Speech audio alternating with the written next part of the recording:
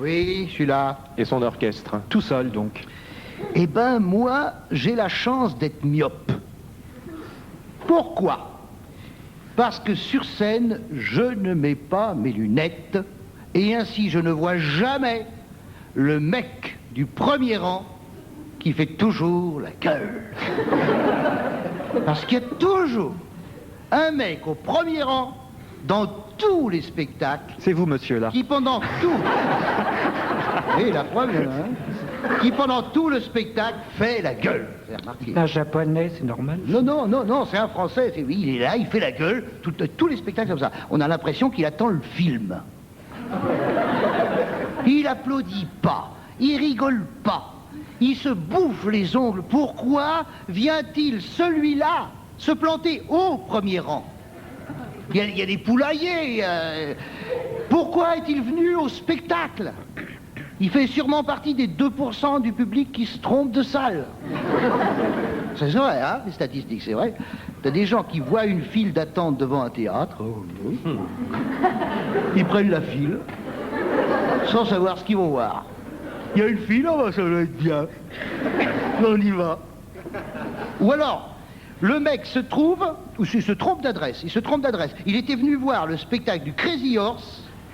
Il se retrouve devant Las Palais et Chevalier.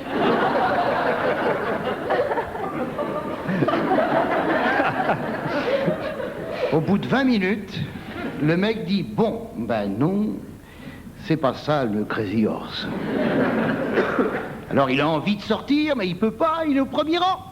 Toute la salle va le remarquer. Il est forcé de se cogner Las Palais et Chevalier jusqu'à la fin.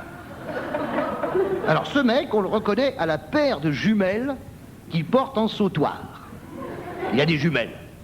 Alors, Las Palais et Chevalier, si un jour vous voyez un mec, vous observez à la jumelle au premier rang, vous pouvez être sûr que ce mec destinait sa soirée au Crazy Horse. Il n'était pas venu pour vous. Je vois pas pourquoi on vous observerait à la jumelle. Déjà qu'à l'œil nu, c'est pas... Enfin, C'est peut-être pour voir nos qualités cachées. Ah, c'est pas une jumelle, c'est des rayons X. Non, attention, non, ne me faites pas dire ce que je pense. Non, déjà, Ruquier vous a mis en boîte assez comme... Non, vous n'êtes pas laid, non, disons que vous ne dégagez pas un érotisme torride. Je suppose que dans votre courrier d'artiste, il y a plus de factures que de demandes en mariage. Vénard. Oh, prétentieux, va. Ou alors c'était peut-être un mec qui croyait venir voir Anne Roumanoff au théâtre de l'Européen.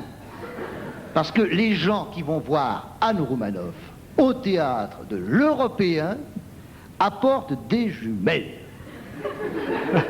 Quand je suis allé voir l'excellent spectacle d'Anne Roumanoff au théâtre de l'Européen, il y avait à côté de moi un mec qui avait des jumelles. Il regardait par le gros bout en disant « Putain, qu'est-ce qu'elle a minci ?»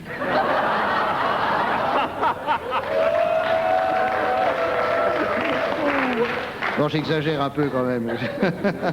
Non, il n'avait pas de jumelles, mais il a dit « Putain, qu'est-ce qu'elle a minci ?» Ça, il l'a dit. Ça. Alors, je vais passer mes jumelles. Alors...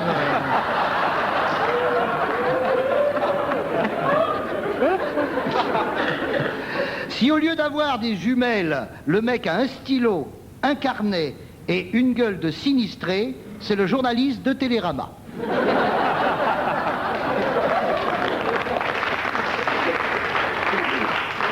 Télérama, c'est sérieux, culturel et chrétien. Alors évidemment, avec un tel fardeau sur la mâchoire, tu peux pas rigoler facile. En plus de ça, on te fout une cote chrétien média. Bon. Il y a aussi le mec qui fait la gueule parce que sa nana rigole à gorge déployée. Vous avez dû le remarquer, ça. Hein.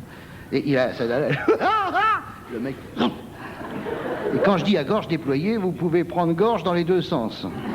Parce qu'à force d'être secouée par le rire, elle a le décolleté qui s'échancre. Et alors là, je mets mes lunettes. C'est tout le bonheur que je vous souhaite à l'Olympia, Las Palais et Chevalier. Mais quoi qu'il en soit, C'est vous qui voyez. Vous l'avez remarqué, vous aussi?